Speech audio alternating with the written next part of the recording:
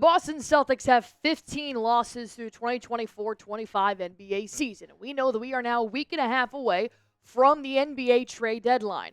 Well, GM Brad Stevens has made a move at every single deadline as he's been the GM. And I do think the Boston Celtics need to shake some things up if they do want to be back-to-back champions for the NBA. But what's the right move for the Celtics? Is it adding a wing? Maybe bolstering that center depth? Or maybe giving Peyton Pritchard a little extra hand in terms of coming off the bench at the guard position? We're going to break that down here on Celtics Today by Chat Sports. Thank you guys so much for tuning in. And before we do hop into all of the breakdowns here, I just want to go on ahead and ask you guys to like this video if you want the Celtics to make a trade. I think they need to make a trade. I think that because they've lost 15 games already, you're not the number one team in the Eastern Conference. The New York Knicks are right there on your tail. You could use a little extra something to help the Celtics go back-to-back. So go on ahead, hit that like button for me if you guys have not already. And just in case you guys didn't know, because I know everything seems to get jumbled once the new year starts, but the trade deadline is on February 6th at 3 p.m. Eastern Time. We will be live on Celtics Today for that NBA trade deadline. And last year, Brad Stevens made two moves. All right? He ended up getting Xavier Tillman and Jaden Springer right at the deadline. So, what could Stevens do possibly before the deadline or right at the buzzer beater? Well, that's where I want to really break down here because, like I said, Boston could definitely use a little bit of shakeup because when you do currently look at the standings in the NBA Eastern Conference, the Celtics aren't as dominant as they were last year. We had about a 12.5 game difference between first and second last season. Now, we are 5.5 games behind the Cleveland Cavaliers because we did just recently lose to the Houston Rockets. But look at the Knicks, man. They are 1 game behind the second place in the Eastern Conference. This scares me. The Knicks are starting to look pretty hot. They're starting to really coexist with their two new players in Cat and in Bridges. So with the Celtics playing the Knicks twice in February, it is huge for Boston to get something else going. Whether that is going to be internally or externally, I think Boston needs to make a move. I think specifically at the big position and at the forward position, at your wing. I think Jaylen Brown and Jason Tatum, two of the highest paid players in the NBA, are fantastic, and they can absolutely lead this team to another championship. But the depth is where it concerns me. We saw that against the Houston Rockets. With no Sam Hauser, we put Drew Peterson in a very tight game in the third quarter. No disrespect to Drew Peterson, but he's a two-way player. We need something more. Same thing, didn't play with Al Horford going up against the Houston Rockets. Luke Kornet and Neemias Queta, they can get the job done, but to what extent? In a 7-game series, I'm probably not trusting the two of them. We know with Kristaps Porzingis, he wasn't with us throughout the entire run of the playoffs because of the injuries, and with KP being made of glass, now Horford being 38 years old, can Boston really rely on those two bigs to help us make it all the way to the end of June? I mean, we're in January, and we can't even see these guys play back-to-back because they're dealing with injuries. I'm starting to think that maybe the Celtics aren't the most dominant roster in the NBA because they can't seem to stay on the same court at the same time the way they did last year. We thankfully didn't deal with any major injuries last year. Now you're starting to see a little more of Derek White on the bench, a little more of Drew Holiday on the bench, Sam Hauser, Peyton Pritchard. So I do want to make sure that Brad Stevens does have enough in his tank to take us back to the promised land with this roster alone. But don't take it from me. Kevin O'Connor with Yahoo Sports ended up talking about this here on his podcast, saying they need support behind Porzingis because if he's out, they're not going to win it. So to me, I think it's about finding another big. They're so limited in their options there, like Luke Kornet and Neemias Queta. They're solid, but they need somebody better than that. I absolutely agree here. I do think that Neemias Queta and Luke Kornet, Luke Kornet, he put up 16 points against the Houston Rockets. I know he can get a job done, but I don't know if it's the job. And as you see here, Xavier Tillman, they tried to put Xavier Tillman in the first rotation against the Rockets. He absolutely crumbled. He got beat on defense. He couldn't make a shot. And when you're going in a fast-paced 7-game series, I'm probably not going to be very happy that Tillman is playing basketball. And then you have Luke Cornett, Neemias Queta. Cornett got more of the Kristaps Porzingis build. Neemias Queta, I love his size down low, but going up against some of the bigger bigs in the West, like a Jokic, like a Rudy Gobert, it starts to concern me if they have to go head-to-head for numerous attempts. So when you see this depth, maybe you're starting to realize, wow, yeah, we actually do need a little bit more beef in our center position. So that is where my question comes in for you guys. What big should the Celtics trade for? Go on ahead, let me know whether it's from the West Coast, the East Coast. Go on ahead, drop it in the comment section down below. While you guys are doing that, we are going to break down what Kevin O'Connor wants to see as his top trade targets for the Celtics by the NBA trade deadline. There are 3 players we're going to discuss. This is possible, and if it'll help the Boston Celtics go back to back. But of course, before we do hop into that, I do want to go ahead and give a huge shout out to our sponsor on today's show, which of course is PrizePicks, the #1 daily fantasy sports app in America. I'm playing PrizePicks every single game day, and I want you guys to join me. It's super easy. All you guys have to do is just pick more or less on a player's projected stats, and you guys can win up to 1,000 times your money.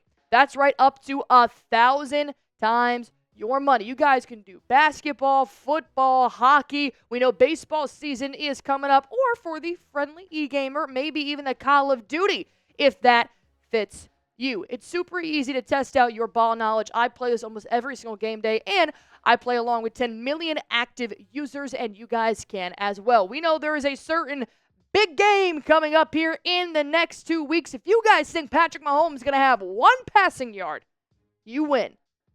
That's it. That's a free square right there on PrizePicks. You ever seen Patty Mahomes play? That's an absolute lock. But I'm going to go ahead and tag that on. With Patrick Mahomes, more than 1 passing yard, I think Saquon Barkley, it's going to be his birthday on February 9th. I'll have him having more than 115 rushing yards, and Jalen Hurts to have more than 1 rushing and receiving touchdown. Excuse me, not even 1, half of 1. So if you guys want to go ahead and copy my PrizePicks, you are more than welcome to do so. If you want to go ahead and make your own for the big game or for any upcoming basketball games in the next couple of weeks, go on ahead, download the PrizePicks app, use promo code CLNS. This will give you guys $50 instantly when you play your first $5 lineup. Download the PrizePicks app, use promo code CLNS. This will give you guys $50 instantly when you play your first $5 lineup. PrizePicks, run your game. So we know that Boston should make a trade by February 6th, but who should they trade for? Who can they afford? Who can come in and fit in this offense and defensive scheme so seamlessly that has played together now for 2 seasons? Keep in mind, Brad didn't touch this roster in the offseason. So these guys know how to play with each other and feed off of each other like the back of their hand. It's what made them so dominant last year. So Kevin O'Connor did have a very interesting nod to who they could possibly trade away.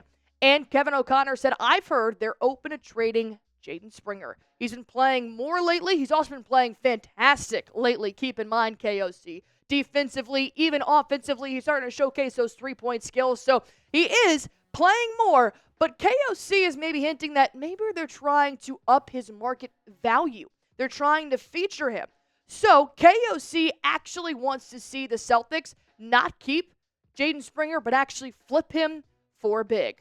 One of his top targets to flip for is Day'Ron Sharpe from the Brooklyn Nets. Off the bat, I think that Day'Ron Sharpe would be a great addition to helping us clean the glass. We did get out-rebounded by the Houston Rockets, and that was going up against Alperen. That wasn't even one of the top centers in the Western Conference.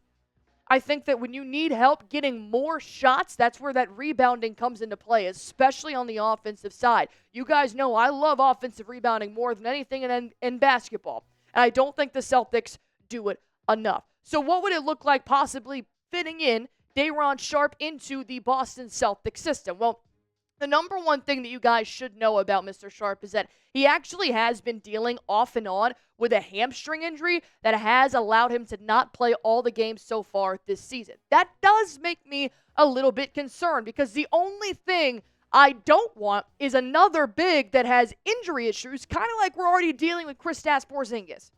So you do have to keep in mind that while he can be a great addition in cleaning the glass and he can be a great addition around the post, how many games can you get out of him? And would you trade for him, rely on him to finish the regular season, and then would he be able to compete in the postseason? Well, what you'd be getting here with Sharpe and giving away with Springer is that you'd be getting a floor spacer with great glass cleaning abilities. Right now, he's averaging 6.5 rebounds a game, about averaging 8 points a game. So we know that his specialty is to just rebound and dish it out. And we know that we have scorers that can really benefit from that. Jason Tatum, Drew Holiday standing out there in the left corner by himself. Also, with Sharpe, something that the Celtics obviously thrive at is shooting beyond the arc. But what we really need to harp on is if that three ball isn't falling, continue to go to the ground. Day'Ron Sharpe is a very good scorer in the post and in the paint. So if you ever do have a 5 seconds left, Jason Tatum, no-look pass, finds Day'Ron Sharpe down low, he can finish it and still give you 2 points in that possession. But because he's dealing with that hamstring injury, he does tend to lack a little bit of explosiveness. So you're going to have a little bit of give and take, and there's always going to be some cons with a player that is unfortunately dealing with some injuries. So here is what a trade would possibly look like to get Sharpe to the Boston Celtics. We do think it's going to be a bit of an ask. Right now, Sharpe is actually one spot behind Nick Claxton, so he's not technically the starter for the Nets, but it might take 2 future first-round picks in Jaden Springer to get a guy like Day'Ron Sharpe to the Boston Celtics. I do think that this does add a little bit of insurance to your center depth chart, but my only reserve is if he's hurt, Kristaps Porzingis is hurt, and Al Horford is hurt, the trade doesn't do you that much good. So, what do you guys say? Trade for Day'Ron Sharpe? Go on ahead and let me know in the comments section down below how you guys are feeling about this specific big that KOC did mention on his podcast. The second one would be Walker Kessler. Right off the bat, yes. Absolutely yes. If there is any way we can get Walker Kessler, you better frickin' make it happen, Brad Stevens.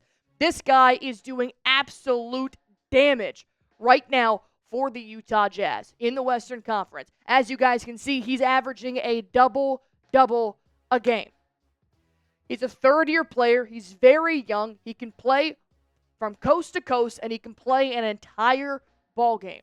So when you've got a guy, 7'1", got pretty much the exact same height as Kristaps Porzingis, around 7'3", 256 pounds, and he's averaging a double-double, this is going to be able to allow the Celtics to space out the floor so much more. I do think that Walker Kessler would be a fantastic addition to the Boston Celtics by the NBA trade deadline. But here's the kicker. A lot of other teams would like to also add Walker Kessler to their roster.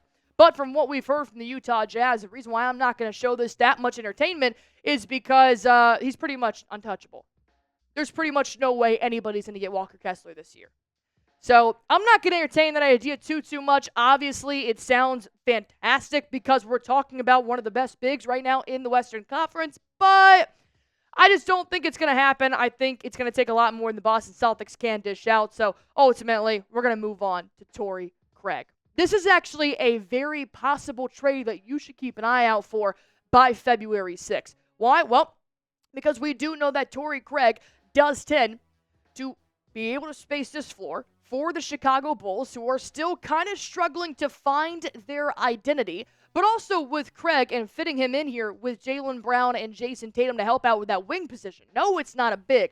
But to have another forward that can help out those two guys when they're on the bench and can still put up some damage on the court on both ends of the basketball, both ends of the floor, 6'5", 3-and-D wing. He can defend multiple positions. He excels at perimeter defense. You know why we need that? Because you let Dylan Brooks score 10 threes to beat you by 2 in the Rockets versus Celtics game.